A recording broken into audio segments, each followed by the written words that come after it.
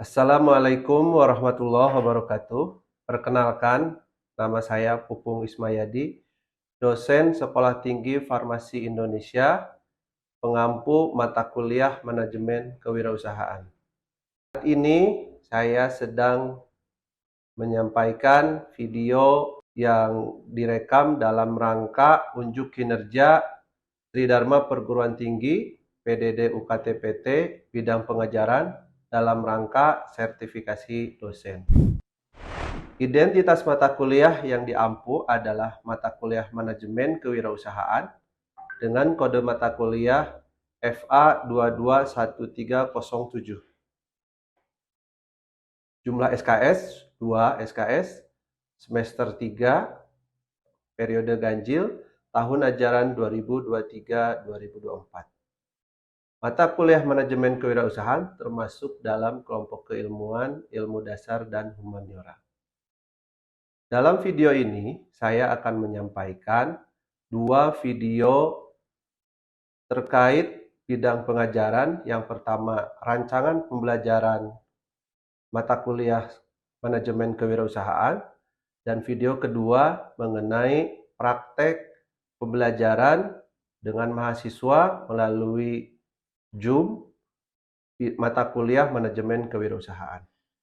Deskripsi mata kuliah Manajemen Kewirausahaan diberikan untuk membekali mahasiswa kemampuan pengetahuan dalam pengenalan tentang kewirausahaan, mulai dari prinsip awal seorang pengusaha, sikap mental, dan berbagai ketakutan yang menyertainya.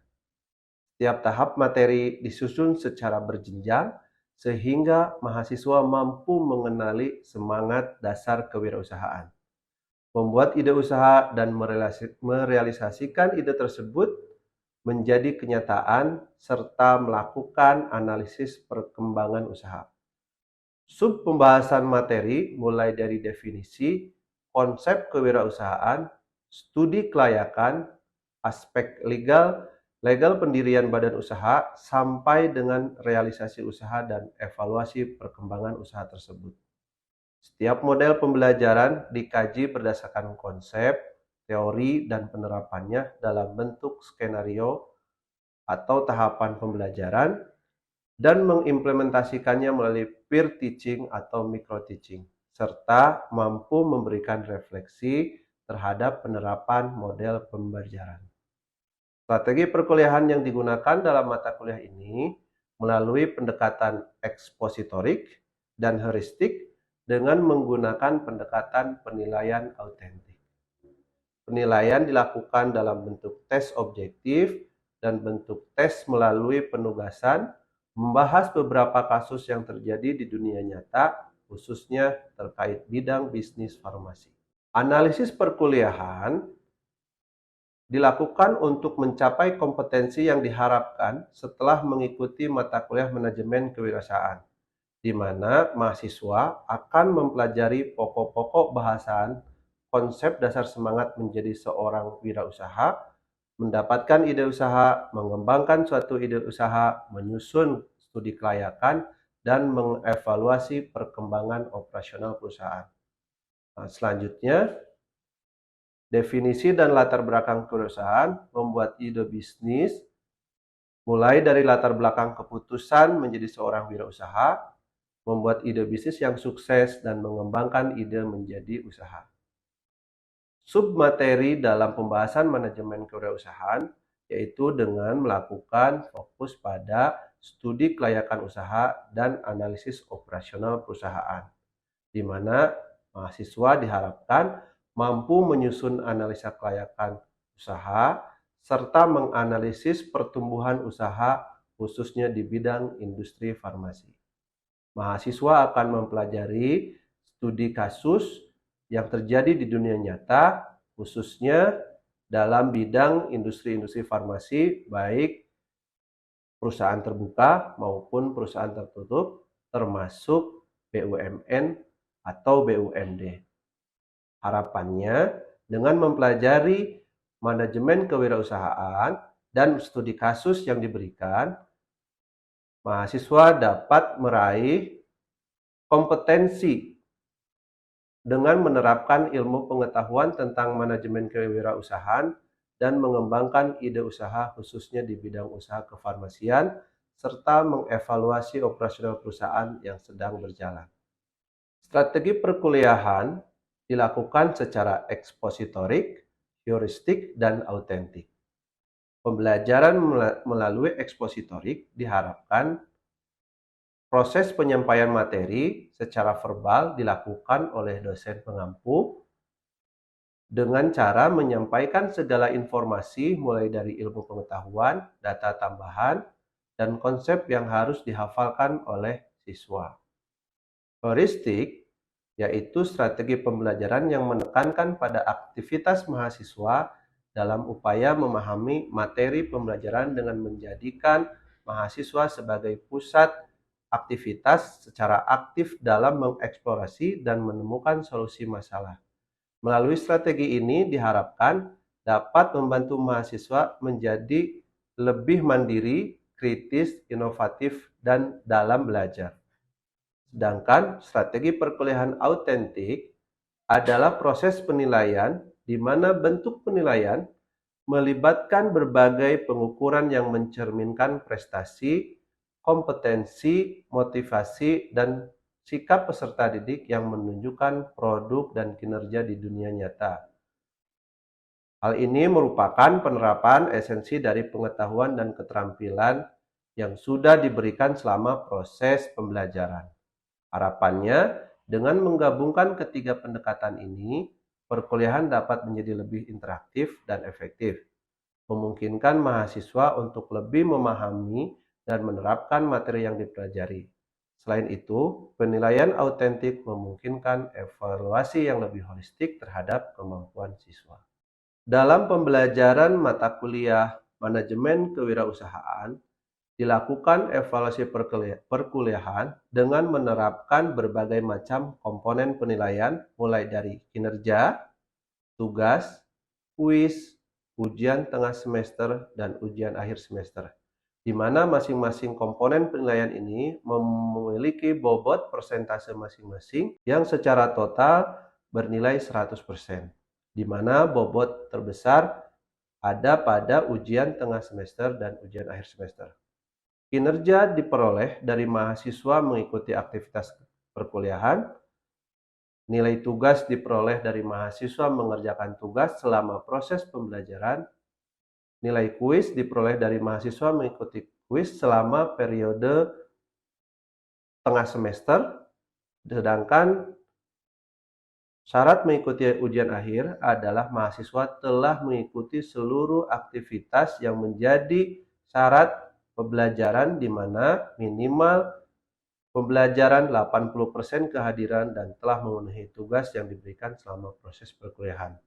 Dengan evaluasi terakhir melalui ujian akhir semester dengan metode CBT, di mana standar penilaian berlaku nilai akhir dengan ekivalen mutu nilai A, B, C, D, dan E, di mana nilai E dengan angka kurang dari 50%, D 50 sampai 59, C 60 sampai 69, B 70 sampai 79, dan A 80 sampai 100. Dalam pembelajaran mata kuliah manajemen kewirausahaan ini dilakukan pendekatan dan strategi perkuliahan dengan rencana pembelajaran dari minggu ke-1 sampai dengan minggu ke-15. Di mana kemampuan akhir yang direncanakan disusun pada masing-masing pertemuan dengan bahan kajian materi pembelajaran yang sudah terstruktur dan bentuk dan metode pembelajaran melalui ceramah, studi kasus, diskusi kelompok, maupun dilaksanakan dengan kuis. Di mana dalam setiap pertemuan satu semester dibagi menjadi 2 kali evaluasi utama ujian tengah semester, dan ujian akhir semester. Terlampir di dalam layar adalah rencana perkuliahan yang akan dilaksanakan selama periode 16 minggu proses pembelajaran mata kuliah manajemen kewirausahaan.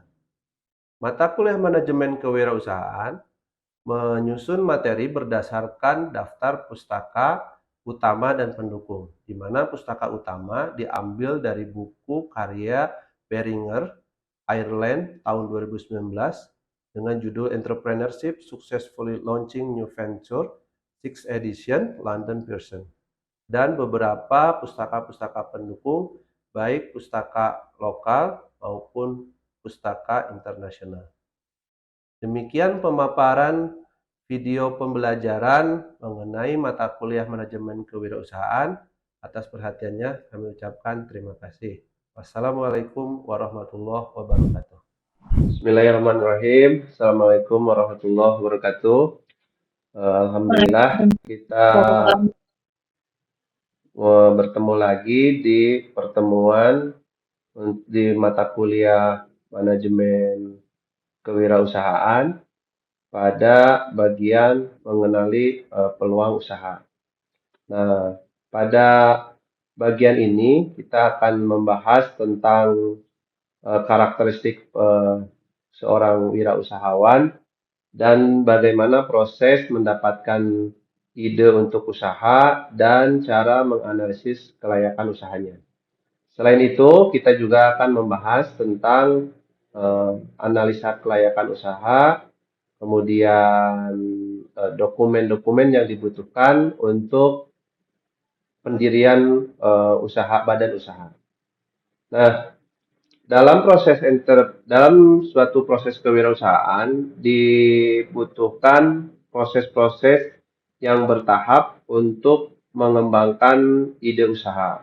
Dimulai dari pengenalan tentang kewirausahaan itu sendiri, kemudian kita mengidentifikasi kesempatan dan membangun ide yang akan kita pelajari hari ini, lalu dilanjutkan dengan penyusunan studi kelayakan. Studi kelayakan ini sebagai dasar untuk proses selanjutnya, yaitu menyusun model rencana usaha. Selain itu, proses selanjutnya adalah menganalisa industri dan pesaing serta menulis rencana usaha.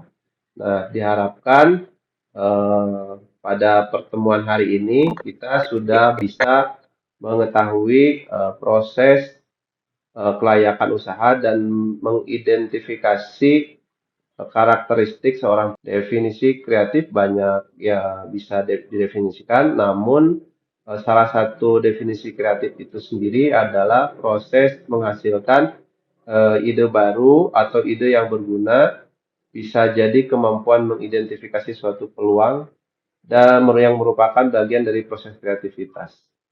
Nah, seorang entrepreneur juga harus memiliki jiwa dan sikap yang kreatif untuk menciptakan produk baru dan berbeda. Selain itu, karakteristik seorang pengusaha itu selain dari kreatif, memiliki pengalaman. Yang kedua, selalu waspada dalam artian mampu mengidentifikasi peluang yang ada di sekitarnya. Yang ketiga, memiliki jaringan usaha, jaringan social network yang mana dia bisa mengetahui cara-cara untuk mendapatkan para supplier dalam hal penjualan dan bisa mengidentifikasi potensi-potensi pasar.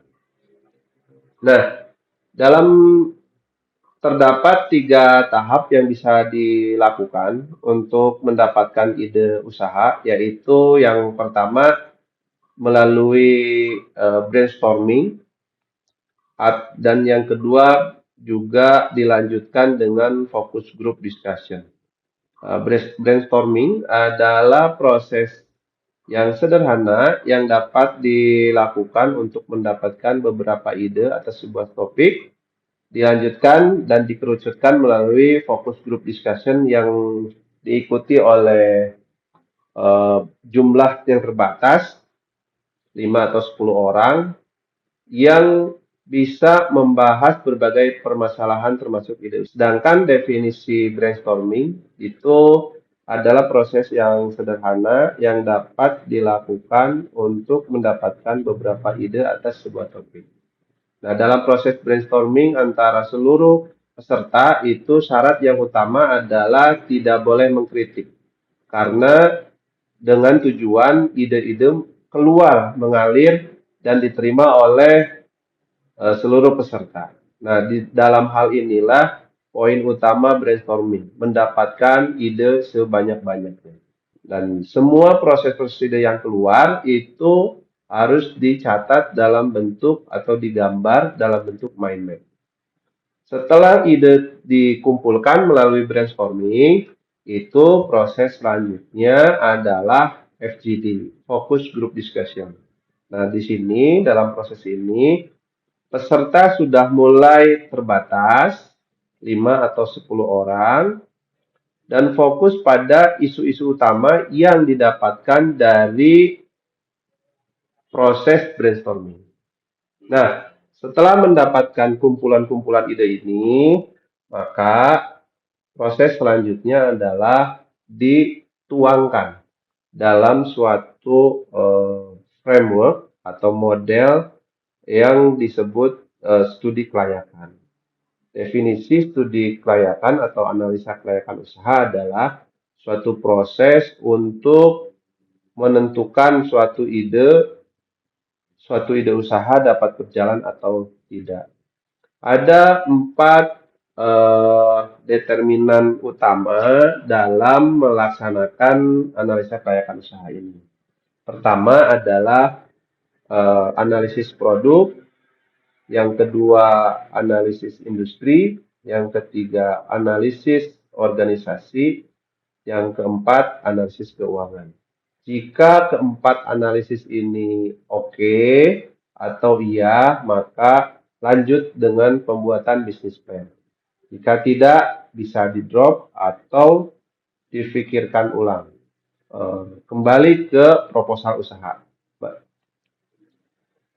Kemudian, analisa kelayakan usaha ini dilatar belakangi oleh beberapa poin, terutama agar jika dalam analisis ini diketahui ada rencana usaha yang tidak sesuai, maka rencana usaha itu kita harus pikirkan ulang atau disesuaikan dengan kondisi yang bisa mendukung pengembangan usaha.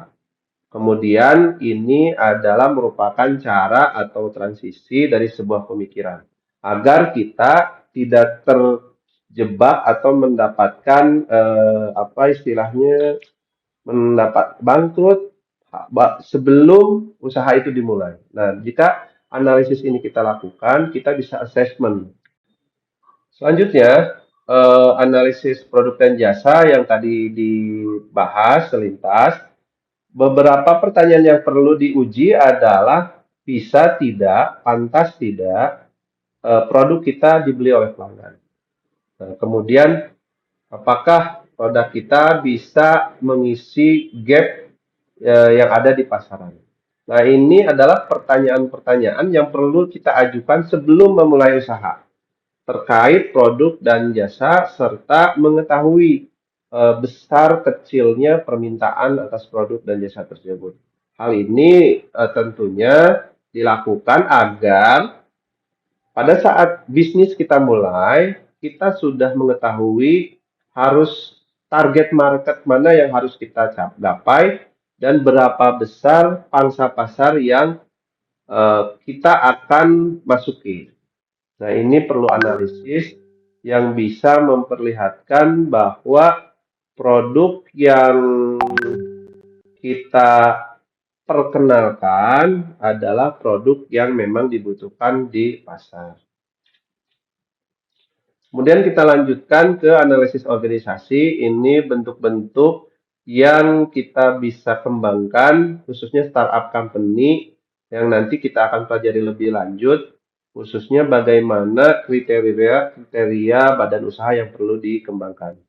Nah, itu kecakapan, siapa saja yang bisa kita rekrut, dan berapa dan sumber daya apa saja yang harus dipersiapkan, termasuk salah satunya kantor. Nah, ini adalah jenis-jenis badan usaha. Mungkin sebelum masuk ke jenis-jenis badan usaha, ada pertanyaan terkait analisa kelayakan yang sudah dibahas tadi. Mungkin silakan. Izin bertanya, Bapak. Ya, ya, Mit, silakan. Eh, Baik, sebelumnya terima kasih banyak Bapak atas materinya. Saya izin bertanya, Pak. Kan dalam berwirausaha ini tadi udah dijelasin ada beberapa studi kelayakan untuk berwirausaha. Nah, semisal nih Pak kita sudah melakukan yang tadi telah dijelaskan, namun masih gagal gitu Pak. Nah, itu faktor Mm-mm. penyebabnya itu seperti apa ya Pak? Dan cara mengatasinya itu seperti apa? Kemudian yang kedua Pak, kalau boleh nih Pak berbagi gitu Pak tips and triknya Pak sebagai pemula nih untuk bisa meminimalisir gitu Pak kegagalan dalam berwirausaha Pak. Terima kasih. Ya, ada dua pertanyaan berarti ya.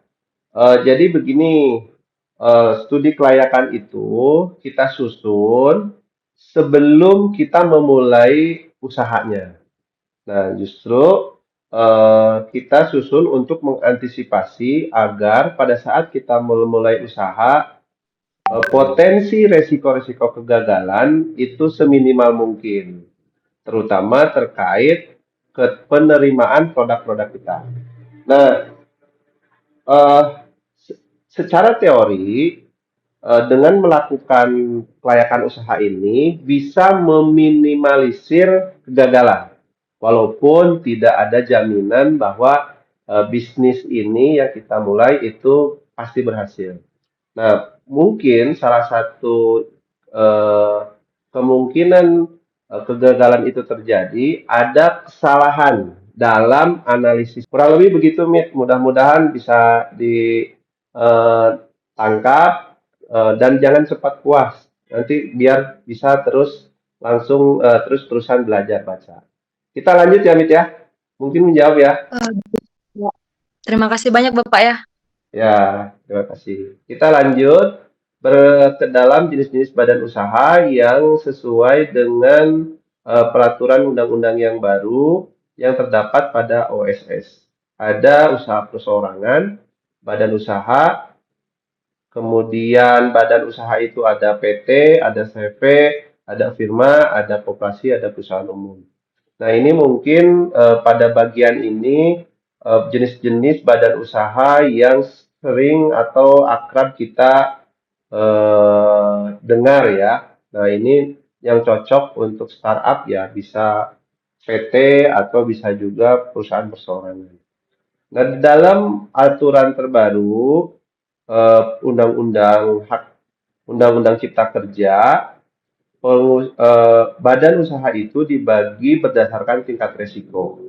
Ada tingkat risiko rendah, risiko menengah, menengah tinggi, dan risiko tinggi. Nah, ini adalah kategori usaha mikro kecil dilihat dari permodalan. Mikro itu modalnya 0 sampai 1 miliar, termasuk dalam usaha kecil itu 1 miliar sampai 5 miliar. Selanjutnya saya dalam hal ini slide selanjutnya menginformasikan jenis-jenis dokumen pendirian badan usaha. Yang pertama tentunya KTP dan NPWP. Yang kedua, kalau badan usahanya perseorangan. Kalau badan usahanya CV, PT tertutup terbuka, butuh notaris untuk menyusun dan membuat akta pendirian perusahaan. Selanjutnya, akta perusahaan itu disahkan oleh Kementerian Hukum dan HAM. Selanjutnya, tadi di OSS keluar surat izin berusaha, nomor induk berusaha. Dan kalau perusahaannya perdagangan besar, biasanya ditambahkan dengan izin usaha.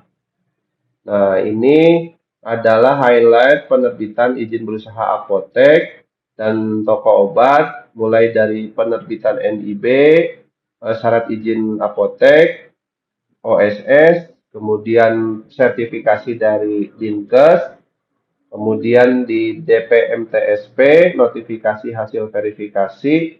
Selanjutnya, notifikasi memenuhi persyaratan atau tidak. Kurang lebih seperti itu pemaparan tentang materi manajemen mata kuliah hari ini. Barangkali ada yang mau ditanyakan, silahkan. Izin bertanya, Bapak. Silahkan. Baik, sebelumnya terima kasih Bapak atas materinya.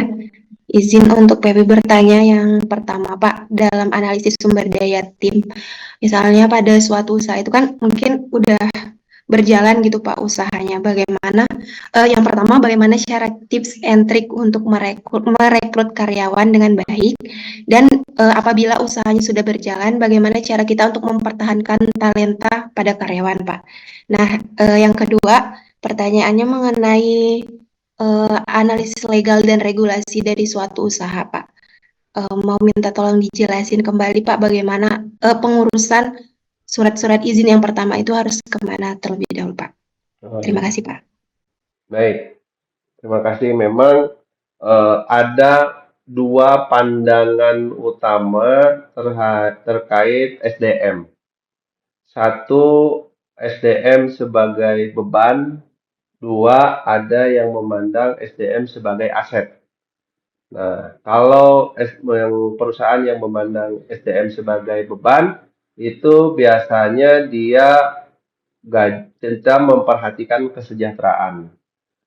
Tapi kalau sebagai aset, itu perusahaan memandang karyawan sebagai pihak yang bisa mendorong perkembangan perusahaan. Oleh karena itu, dia misalkan bukan hanya memberikan gaji, tidak menilai potensi karyawan dari gaji saja, tapi misalkan melakukan pembinaan, pelatihan, workshop, kesejahteraan baik karyawan dan keluarga. Nah, kemudian terkait analisis legal ya.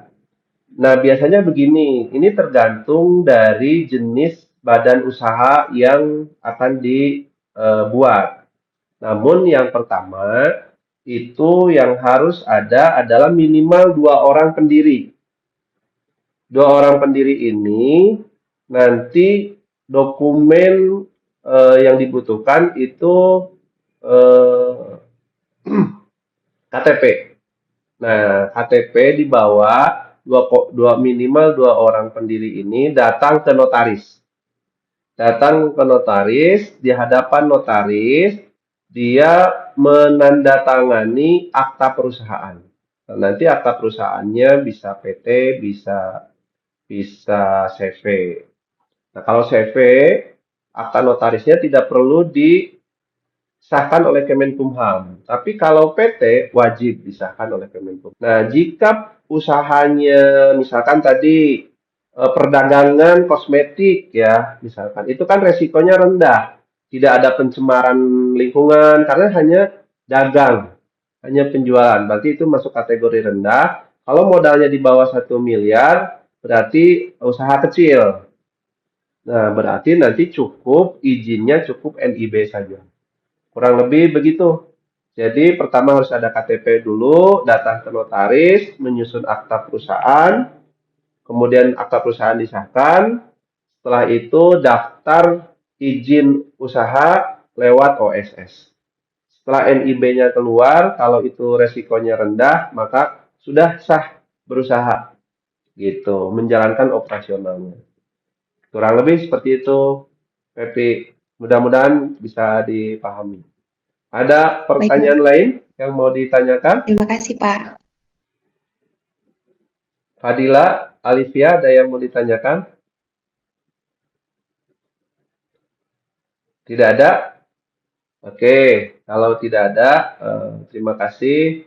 Kita cukupkan sekian pertemuan hari ini. Mudah-mudahan bermanfaat. Terima kasih atas perhatiannya. Wassalamualaikum warahmatullahi wabarakatuh.